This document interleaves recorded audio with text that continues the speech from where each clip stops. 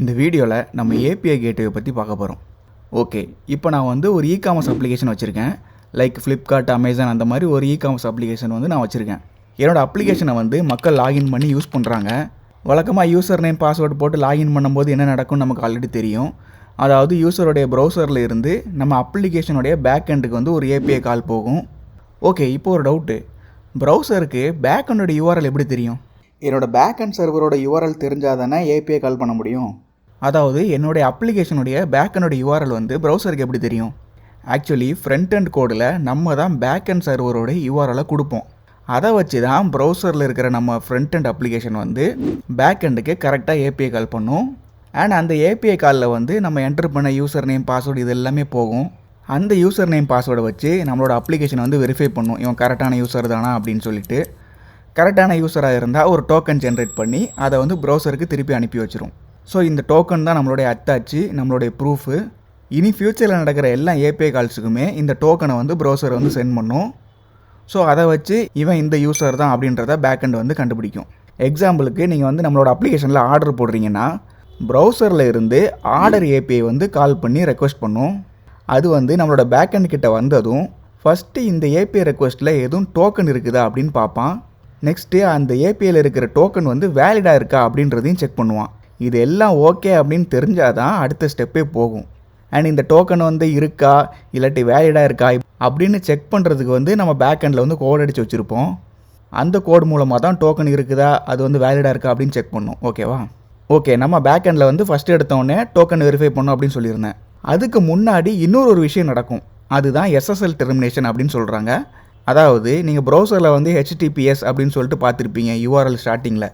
அதுக்கு என்ன மீனிங்னா, ப்ரௌசரில் இருந்து பேக் எண்டுக்கு நடக்கிற இந்த ஏபிஐ கம்யூனிகேஷன் இருக்குல்ல, இது வந்து என்கிரிப்ட் ஆகி செக்யூராக இருக்குது அப்படின்னு அர்த்தம். அதாவது எப்படி செக்யூராக இருக்கும் அப்படின்னா, ப்ரௌசர்லேருந்து ஏபிஐ கால் பண்ணுறதுக்கு முன்னாடி அந்த டேட்டாவை வந்து என்கிரிப்ட் பண்ணி சென்ட் பண்ணும். அதாவது வித்தியாசமாக ஒரு மாதிரி கொச்சன்னு டெக்ஸ்ட்டில் மாற்றிட்டு அதை சென்ட் பண்ணும். அது நம்மளுடைய பேக் அண்ட் அப்ளிகேஷன் கிட்ட வந்ததும் நம்மளுடைய பேக் அண்ட் அப்ளிகேஷன் அதை வந்து டீக்ரிப்ட் பண்ணும்.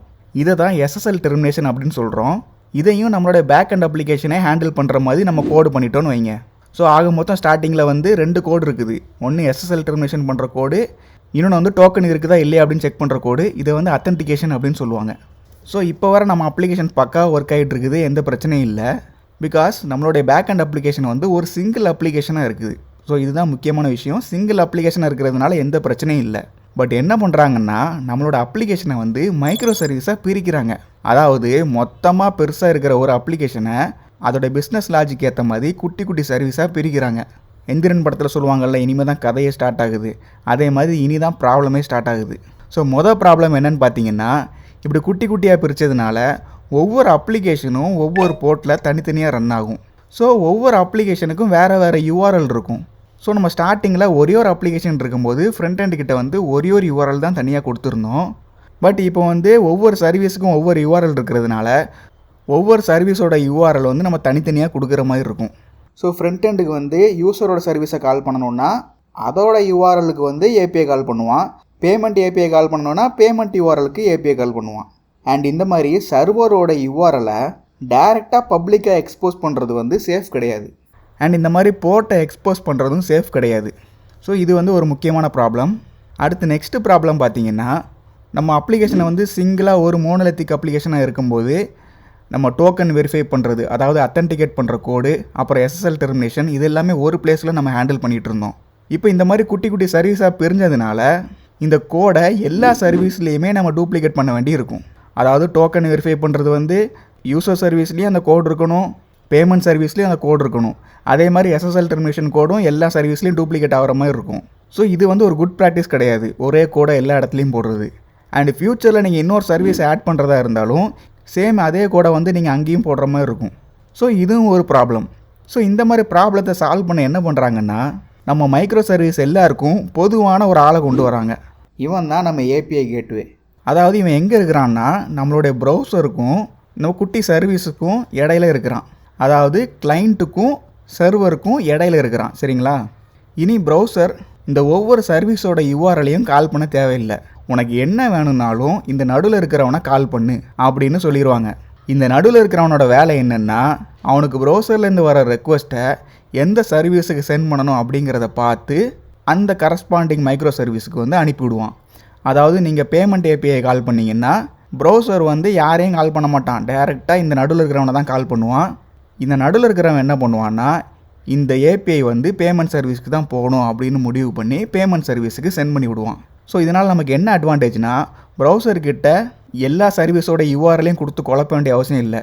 ஒரே ஒரு யூஆர்எல், அதாவது நடுவில் இருக்கிற இவனோட யூஆர்எலை கொடுத்து நீ இவனை கால் பண்ணால் போதும் அப்படின்னு சொல்லி வேலையை முடிச்சாச்சு. ஸோ ஒரு ப்ராப்ளத்தை நம்ம சால்வ் பண்ணியாச்சு.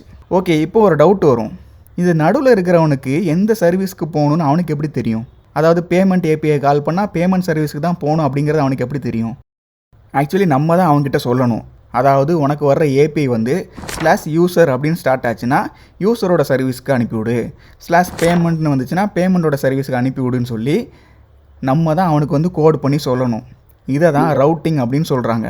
இந்த ஏபிஐ கேட்வே பண்ணுற முக்கியமான ஒரு ஒர்க்கு தான் இந்த ரவுட்டிங். ஸோ இந்த ரவுட்டிங் அப்படிங்கிற விஷயத்து மூலமாக நம்ம வந்து ஒரு ப்ராப்ளத்தை சால்வ் பண்ணியாச்சு.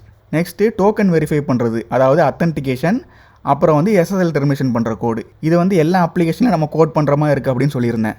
ஸோ இனி அந்த வேலையை வந்து நம்ம அப்ளிகேஷன் பார்க்க தேவையில்லை. அதாவது இந்த டோக்கன் வெரிஃபை பண்ணுற அந்த விஷயத்தையும் SSL டெர்மினேஷன் பண்ணுற அந்த விஷயத்தையும் இந்த ஏபிஐ கேட்வே கிட்ட ஒப்படைச்சிடலாம். பிகாஸ் இவன் தானே என்ட்ரி பாயிண்டில் இருக்கிறான். ஸோ அவனே அதை ஹேண்டில் பண்ணிப்பான். நம்ம இந்த கோடை வந்து எல்லா அப்ளிகேஷன்லேயும் டூப்ளிகேட் பண்ண தேவையில்லை. ஸோ இப்படி பண்ணுறதுனால நமக்கு முக்கியமான விஷயம் என்னென்னா அந்தந்த சர்வீஸ் அந்தந்த பிஸ்னஸ் லாஜிக்கை மட்டும் பண்ணால் போதும். எக்ஸாம்பிளுக்கு பேமெண்ட் சர்வீஸோட வேலை வந்து பேமெண்ட்டை ஹேண்டில் பண்ணுறது மட்டும்தான். நீ அதை மட்டும் பண்ணுப்பா, நீ வந்து அத்தன்டிகேஷன் பண்ணுறது, SSL டெர்மினேஷன் பண்ணுறது, இந்த வேலையெல்லாம் நீ பார்க்க வேண்டாம், நீ உன்னோட பிஸ்னஸை மட்டும் நீ பாரு அப்படின்னு சொல்லிட்டு அவனை பிரித்து விட்டுட்டு இந்த வேலையை ஃபுல்லாக நம்ம ஏபிஐ கேட்வே கிட்ட கொடுத்தாச்சு. ஸோ எல்லா ஏபிஐக்கும் ஒரு என்ட்ரி பாயிண்ட்டாக இருந்து இந்த வேலையெல்லாம் முடிக்கிறதுனால தான் இவனை வந்து ஏபிஐ கேட்வே அப்படின்னு சொல்லிட்டு அன்போடு அழைக்கிறாங்க.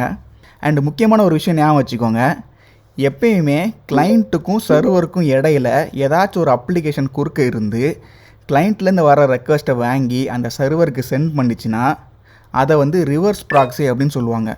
இதை வந்து பல அப்ளிகேஷன் பண்ணும். லோட் பேலன்சர் கூட இதே வேலையை பண்ணும். எந்தெந்த அப்ளிகேஷன்லாம் இந்த மாதிரி பண்ணுதோ அதை வந்து ரிவர்ஸ் ப்ராக்ஸி அப்படின்னு சொல்லுவாங்க. இப்போ நம்ம ஏபிஐ கேட்வேவும் அதே தான் பண்ணுது. கரெக்டாக கிளைண்ட்டில் இருந்து ரெக்வஸ்ட்டை வாங்கி அதை பிரித்து சர்வருக்கு கொடுக்குது. ஸோ ஏபிஐ கேட்வேவும் ரிவர்ஸ் ப்ராக்ஸி தான். ஸோ இதை வந்து இன்டர்வியூஸில் கேட்குறதுக்கு வாய்ப்பு இருக்குது. ஸோ இதை தெரிஞ்சு வச்சுக்கோங்க. ஓகே, இந்த ஏபிஐ கேட்வே வந்து ஜஸ்ட் 2 ப்ராப்ளம் தான் சால்வ் பண்ணுதா அப்படின்னு கேட்டிங்கன்னா அப்படி இல்லை. இது வந்து இன்னும் நிறைய ப்ராப்ளத்தை சால்வ் பண்ணுது. அதில் முக்கியமான ப்ராப்ளம் என்னென்னு பார்த்தீங்கன்னா ரேட் லிமிட்டிங். ரேட் லிமிட்டிங்னா என்ன? ரொம்ப சிம்பிள் தான். ஒரு யூசர் குறிப்பிட்ட நேரத்தில் எவ்வளோ ஏபிஐ கால் பண்ண முடியும் அப்படின்னு லிமிட் போடுறது. எக்ஸாம்பிளுக்கு ஒரு யூசரை வந்து நம்ம அப்ளிகேஷனை யூஸ் பண்ணுறான்னா அவன் 5 நிமிஷத்தில் 1000 ஏபிஐ தான் கால் பண்ணணும் அப்படின்னு முடிவு பண்ணியிருக்கோன்னு வைங்க. சிங்கிள் அப்ளிகேஷனாக இருக்குன்னு வைங்க. ஒவ்வொரு ஏபிஐ கால் பண்ணும்போதும் நம்ம வந்து எத்தனை ஏபிஐ கால் பண்ணியிருக்கு அப்படின்னு சொல்லி ரெக்வஸ்ட்டை கவுண்ட் பண்ணி 1000க்கு மேலே தாண்டினானா அவனை தடுக்கலாம், அவனை வந்து பிளாக் பண்ணலாம். ஆனால் மைக்ரோ சர்வீஸ் ஆர்கிடெக்சரில் ரெக்வஸ்ட் வந்து யூசருக்கு கொஞ்சம் போகும், பேமெண்ட் சர்வீஸுக்கு கொஞ்சம் போகும், ஆர்டர் சர்வீஸுக்கு கொஞ்சம் போகும். ஸோ இதனால் ஏபிஐ வந்து கவுண்ட் பண்ணி அதை லிமிட் பண்ணுறது வந்து கொஞ்சம் கஷ்டம். ஸோ இதனால் இதையும் நம்ம ஐயாசாமிக்கிட்டே கொடுத்துடலாம். பிகாஸ் அவன் தானே என்ட்ரி பாயிண்டில் இருக்கிறான். ஸோ அவன் ஈஸியாக அதை கால்குலேட் பண்ணி லிமிட் ரீச் ஆனதும் தடுத்துருவான். இதை தான் ரேட் லிமிட்டிங் அப்படின்னு சொல்கிறாங்க. இந்த ரேட் லிமிட்டிங் பண்ணுறதுனால நமக்கு என்ன யூஸ் அப்படின்னு சொல்லிட்டு உங்களுக்கு டவுட் இருந்துச்சுன்னா கமெண்ட்டில் சொல்லுங்கள். நான் அதுக்கு வந்து ஒரு தனி வீடியோவே பண்ணுறேன். ஓகே, இப்போ நான் இந்த ஏபிஐ கேட்வே இம்ப்ளிமெண்ட் பண்ண என்ன பண்ணணும்? அதுக்கு வந்து என்ஜினிக்ஸு, டிராஃபிக்கு இந்த மாதிரி சில டூல்ஸ் இருக்குது. அதை யூஸ் பண்ணி நீங்கள் வந்து இம்ப்ளிமெண்ட் பண்ணலாம். இல்லாட்டி சில மேனேஜ்டு சர்வீஸ் இருக்குது. லைக் AWSோட ஏபிஐ கேட்வே, இல்லை அசூரோட ஏபிஐ மேனேஜ்மெண்ட், இந்த மாதிரி மேனேஜ் சர்வீஸும் நம்ம யூஸ் பண்ணி இந்த ஏபிஐ கேட்வே வந்து நம்ம இம்ப்ளிமெண்ட் பண்ணலாம். அண்ட் ஒரு முக்கியமான விஷயம் நீங்கள் தெரிஞ்சிக்க வேண்டியது என்னென்னா மோனோலித்திக் அப்ளிகேஷன், அதாவது சிங்கிளாக ஒரு அப்ளிகேஷன் இருந்தால் மேக்ஸிமம் நம்மளுக்கு வந்து ஏபிஐ கேட்வே தேவைப்படாது.